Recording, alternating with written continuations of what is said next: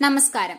ഊന്നുക്കൽ service സഹകരണ ബാങ്കിന്റെ ആഭിമുഖ്യത്തിൽ കർഷക ദിനാചരണത്തിന്റെ ഭാഗമായി യുപി ഹൈസ്കൂൾ ഹയർ സെക്കൻഡറി വിഭാഗത്തിൽ പഠിക്കുന്ന സ്കൂൾ വിദ്യാർത്ഥികൾക്കായി കൃഷിയും കേരളവും എന്ന വിഷയത്തെ അടിസ്ഥാനമാക്കി ഒരു പ്രശ്നോത്തരി ബാങ്ക് ഓഡിറ്റോറിയത്തിൽ വെച്ച് സംഘടിപ്പിച്ചു.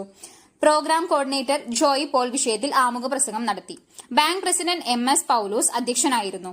ആഹാരം കഴിക്കണമെങ്കിലും മനുഷ്യൻ മണ്ണിലിറങ്ങി കൃഷി ചെയ്യണമെന്നും കൃഷി ചെയ്യുന്ന മാതാപിതാക്കൾക്കൊപ്പം കുട്ടികളും മണ്ണിനെ അറിയണമെന്നും നമ്മൾ മണ്ണിലേക്കാണ് മടങ്ങുന്നതെന്നും ഓർമ്മിപ്പിച്ചുകൊണ്ട് കൃഷിവകുപ്പ് അസിസ്റ്റന്റ് ഡയറക്ടർ പ്രിയാമോൾ തോമസ് മത്സരങ്ങൾ ഉദ്ഘാടനം നിർവഹിച്ചു.